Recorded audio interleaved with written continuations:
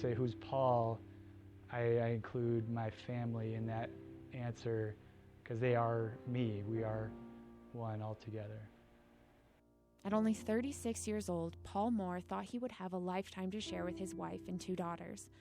But back pain and lumps found on his chest and head turned out to be the beginning of his end. And it was February 2nd, Groundhog Day.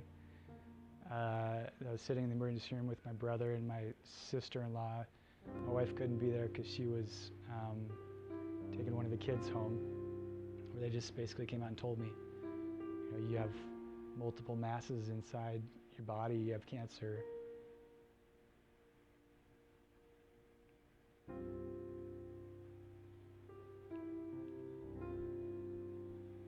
Sorry.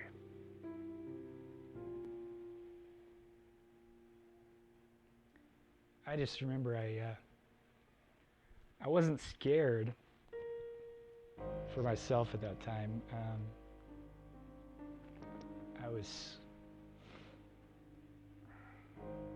scared for my wife and kids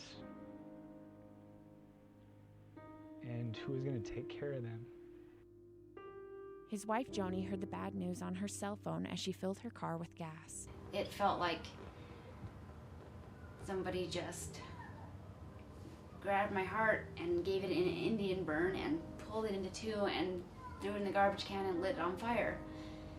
It hurt. I mean, physically hurt.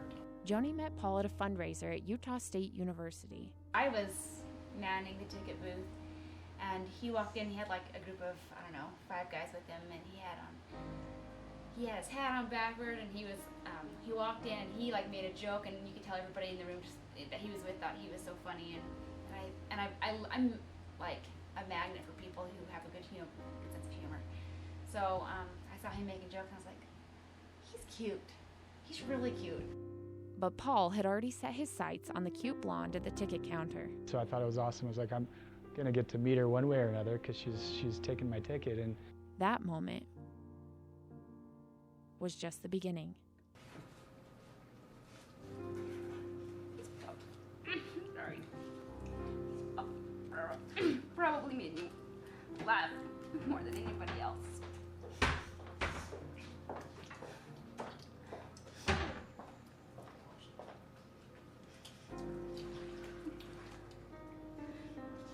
He's just a good guy. Especially after our first date, we weren't apart for more than like a day, until way after we were married.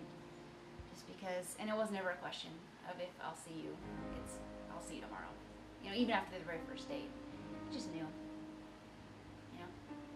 Guys, say cheese.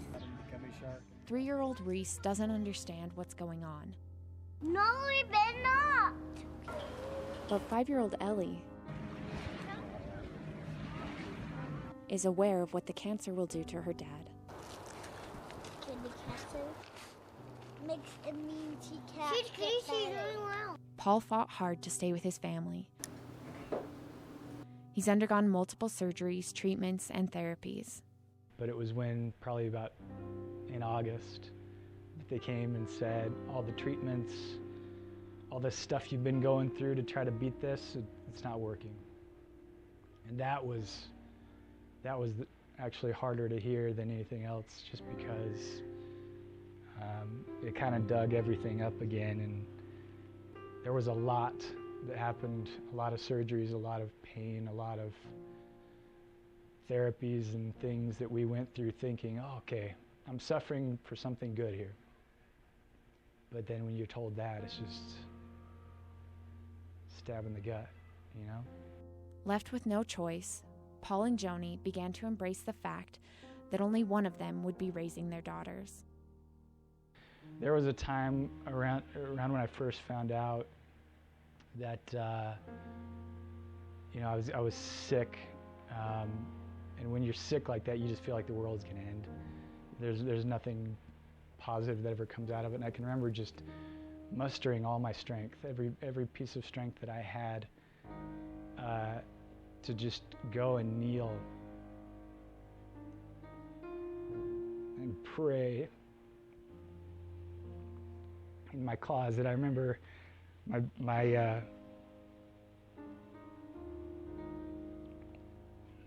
my blanket was wrapped around my shoulders, trying to comfort myself, and I just remember praying as hard as I possibly could in that moment,